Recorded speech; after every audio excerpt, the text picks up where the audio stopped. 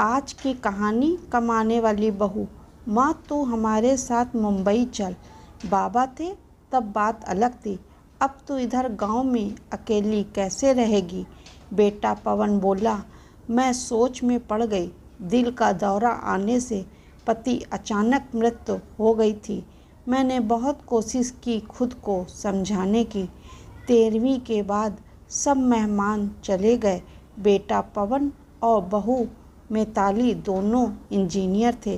बेटा और बहू के साथ रहने जाना मत, ऐसा मेरी एक सहेली ने कहा था, क्योंकि कमाने वाली बहू को बूढ़ी सास जरा सी भी पसंद नहीं होती।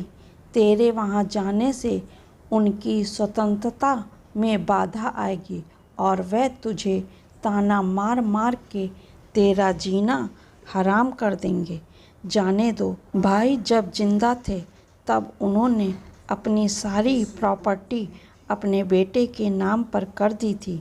ऐसी परिस्थिति में बेटा और बहू यह मकान बेच सकते हैं और घर के सब पैसे लेकर तुझे एक एक पैसों के लिए तरसाएंगे। बेटे और बहू के साथ जाने के अलावा मेरे पास दूसरा कोई विकल्प नहीं था।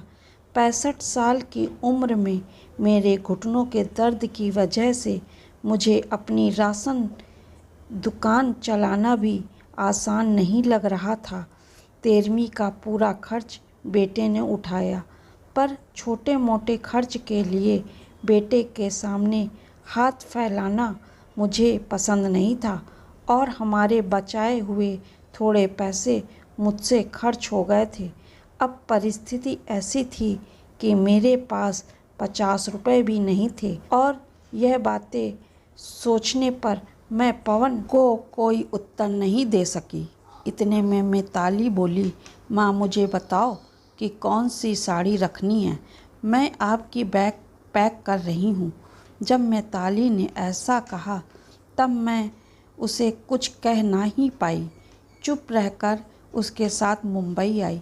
पवन और मिताली यह दोनों मेरा बहुत ख्याल रखते थे। हम सब साथ बैठकर खाना खाते थे। उनकी याद ना आए इसलिए दोनों मुझे बहुत खुश रखने का प्रयत्न करते थे। मेरा 7 साल का पोता रेहान तो दादी दादी कहते हुए मेरे पीछे पीछे भागता था। मैंने बेटे से कोई भी मंगाई वह मुझे तुरंत लाकर देता था।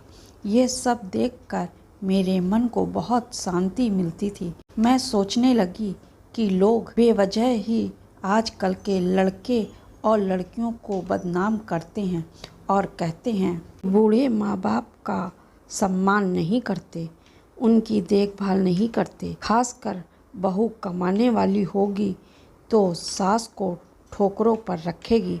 लेकिन मैंने देखा कि ये सारी सिर्फ बातें थी।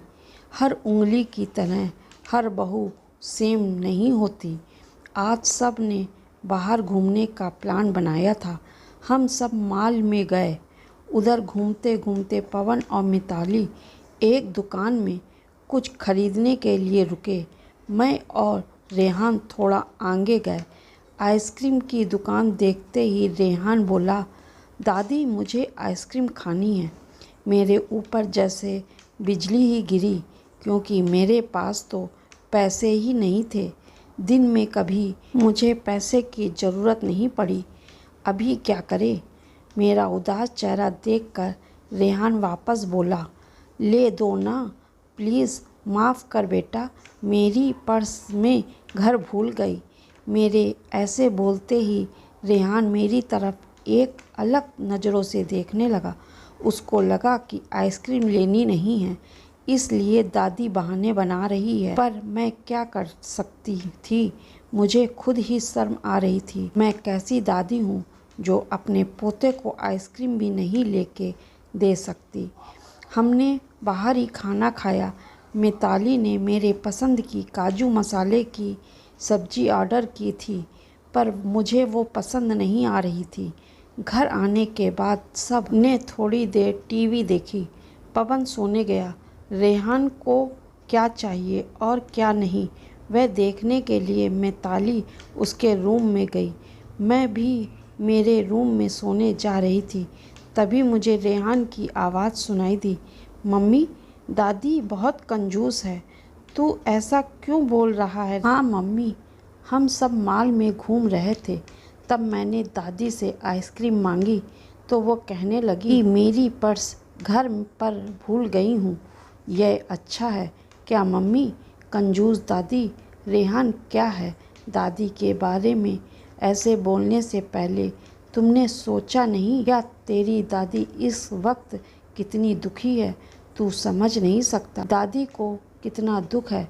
बेटा, दादी और दादाजी गांव में रहते थे, तभी अचानक दादाजी हम सबको हमेशा के लिए छोड़कर चले गए। जिस व्यक्ति के साथ हम 24 घंटे साथ रहते हैं, साथ उठना बैठना खाना पीना हम साथ करते हैं, हम सब अपना सुख दुख बांट लेते हैं, वही व्यक्ति जब अचानक हमको छोड़कर चला जाता है तो कितना दुख होता है, तू अभी नहीं समझ सकता। सोच, अचानक तेरे मम्मी पापा तेरे से बहुत दूर गए, इतने दूर गए कि वे कभी वापस नहीं आए, तब तुझे बुरा नहीं लगेगा क्या?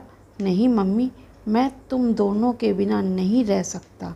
रेहान बोला। बेटा, फिर सोच कि दादाजी बिना तेरी दादी कैसे रहती होगी। ऐसी इस परिस्थिति में वह अपना पर्स घर में भूल गई होगी। तूने उनको कंजूस कहा, उनका प्यार तुम्हें नहीं दिखा क्या? जब भी तुझे स्कूल से आने में 5 या 10 मिनट भी लेट हो जाता है, तब वह बालकनी में खड़ी रहकर तेरी राह देखती हैं, उनके घुटने दर्द करते हैं।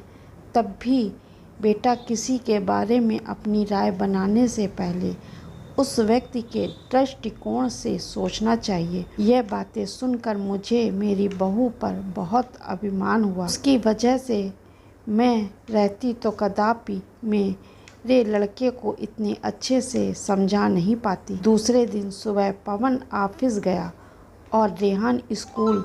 मिताली ऑफिस में जाते जाते मेरे हाथ में कुछ पैसे देने लगी। ये क्या है बेटा, मुझे पैसे की क्या ज़रूरत है? मैं बोली, माँ, किसको कब पैसों की ज़रूरत पड़ जाए कह नहीं सकते। आप मंदिर जाते हो, कभी दान पेटी में डालो, कभी रेहान को कोई चीज़ के लिए जिद की तो आप उससे वह चीज़ ले देना। पर बेटा, माँ, जब वही पैसा पवन ने आपको दिए होते तो आपने मना किया होता क्या? नहीं ना, आपकी बहू भी कमाती है तो आप अपनी बहू से पैसे क्यों नहीं ले सकते? मिताली का कहना सुन के मेरी आंखों में आंसू आने लगे। जो मेरे बेटे ने नहीं समझ सका वह मेरी बहू ने समझा। मेरी बहू जैसी बहू सबको मिले। मैंने भगवान से प्रार्थना की, ऐसी बहू मुझे हर जन्म में मिले। लोग बिना कारण कुछ कमाती बहुओं को दूर व्यवहार देखकर वह कमाती हुई बहुओं को दोष देते हैं। कुछ बहुएं मिताली जैसी समझदार, सुलझी और बड़ों का आदर करने वाली होती हैं। यह कहानी आपको कैसी लगी? कृपया लाइक करें, सब्सक्राइब करें। नमस्कार।